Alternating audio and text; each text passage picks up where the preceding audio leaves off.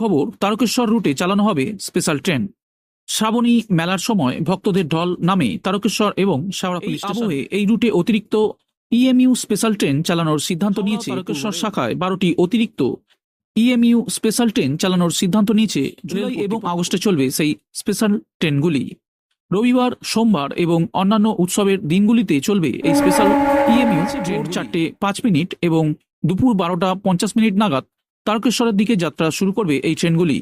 ফিরতি পথে সকাল 10:55 এবং রাত 9:17 তারকেশ্বর থেকে ছাড়বে সেই ট্রেনগুলি।